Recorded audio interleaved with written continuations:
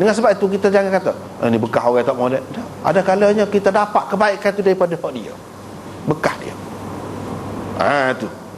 Ini mungkin dari segi perubatan, wallahu alam lah sejauh mana sudah ada penemuan dalam perkara ni. Tapi dalam hadis jelas disebut. Tapi kalau hak penyakit tu tak boleh. Hak Nabi nak mengelak daripada hak sakit tadi lah. Boleh jadi merebak penyakit tu dengan cara tadi, dengan cara makan sekali, kau duduk sekali, kau merebak.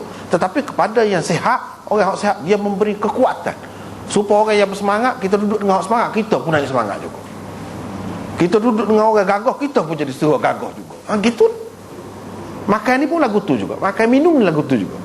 Dengan sebab itu sunnah Nabi yang asalnya makan sekali tu tetap baik, tak molek. Sekiranya dijagalah, jaga. Misalnya kuku gapo di tangan ni bersih apa semua. Dan tidak ada penyakit. Kalau ada penyakit, Nabi tak ada, ketikanya Nabi tak makan sekali. Ada ketikanya dia boleh makan sekali, tak apa. Maknanya setengah-setengah penyakit tu tak boleh, setengah-setengah penyakit tak apa. Begitu. Setengah-setengah penyakit tu dia suruh letak suku. Itu kan memang sesuai lah dengan perubatan sekarang ni. Sesuai sangat. Jadi banyak faedahnya takwih bernafas dalam bekas tu. Selain daripada tu, nampak sangat gelojoh kita tu. Kalau kita minum 2 teguk kau, paling banyak 3 teguk, lepas tu kita berhenti. Nampak ketenangan tu. Tenang, tidak gelojoh, tidak pelahak orang kata. Jadi kalau orang tengok, nampak sangat dia ni lapar sangat, ataupun dahaga sangat, ataupun tak ada adab, kau tidak beradab, tak fikir orang lain, boleh, itu kesan dia. Tapi kalau kita minum letak, itu bagus. Dari segi adabnya tidak nampak gelojoh, jadi orang pun tidak nampak lapar sangat. Boleh jadi kalau orang itu beradab, dia nampak kita lapar sangat, kita dahaga sangat, dia lek kita, padahal dia pun itu juga dahaga juga. Jadi tak ada simpati kita. Itu pun faedah dia juga tu. Selain daripada itu, tidak boleh bernafas dalam bekas tadi, banyaklah hikmat dia ni. Banyak hikmat dia.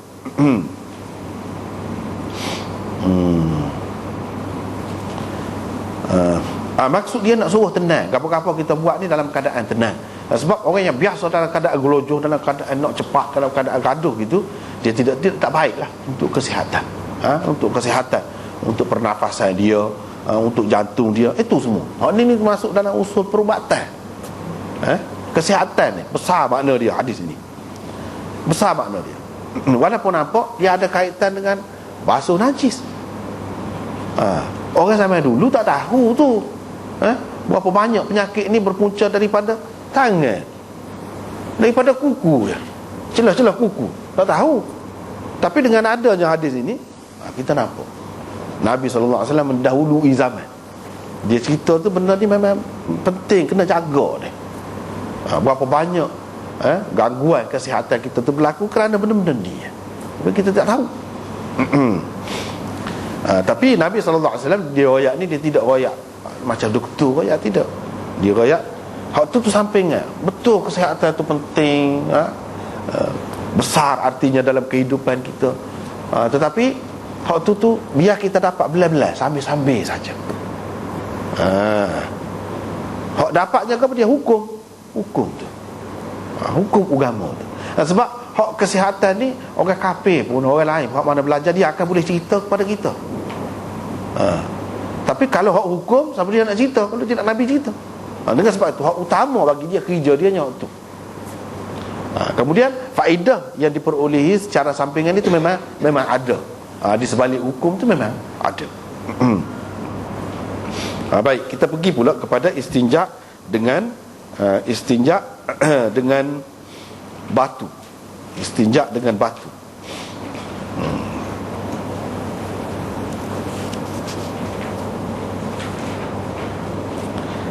Abu Hurairah menceritakan di sini, dia kata Nabi SAW, aku ikut Nabi ketika dia keluar untuk membuang air. Nabi SAW bila berjalan dia tak paling, dia tak paling, dia pergi seteri gitulah. Bila saya menghampiri dia, dia pun tahulah.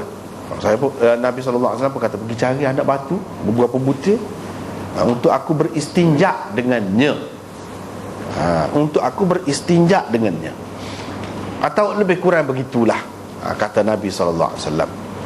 Lebih kurang begitulah, kata beliau, kata Nabi SAW. Maknanya dia tidak berapa pasti. Boleh jadi dia tak dengar dengan baik ke lafaz itu, ataupun dia dengar tapi lafaz itu memberi makna yang lebih kurang. Itu nota 27 bawah tu ada sebut. Situ. Lepas tu Nabi SAW kata, jangan kau bawa kepada kutulang dan najis binatang. Itu jangan. Hak lain, anak batu, buat mari.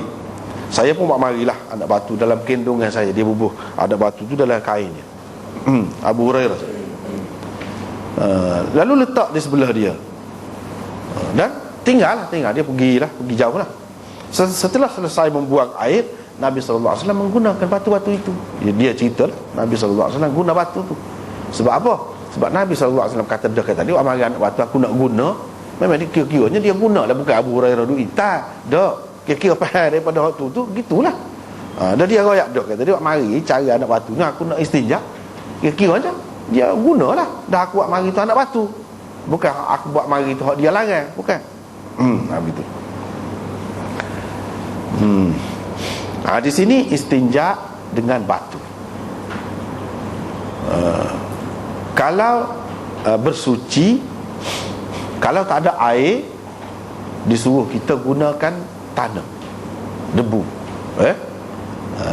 Sa'id tayyib, sa'idan tayyibah, fatayammamu sa'idan tayyibah. Kamu bertayamumlah, menggunakan tanah yang bersih. Itu kalau dalam bersuci. Kalau dalam bab ni, menghilangkan najis pula. Dia ada dua. Yang pertamanya hak asalnya, dan yang paling penting ialah air. Baru ni kita sudah bicara dah tentang air tu.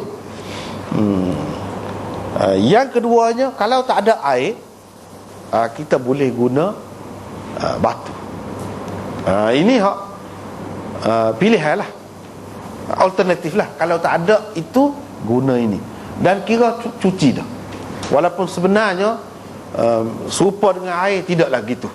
Tidaklah serupa dengan air. Serupa ambil air semaya juga. Kalau kita kata ambil air semaya, dia memang suci sungguh. Kalau ada hak kotor-kotor pun suci. Tapi kalau dengan tanah ni, zahirnya nampak semakin berlumuran kita. Tetapi dikira suci juga gitu. Dikira suci. Allah SWT membenarkan. Boleh, sah dah untuk kita nak sembahyang, untuk kita melepaskan diri kita daripada hadas besar. Boleh dah. Walaupun rekah, serupa aja.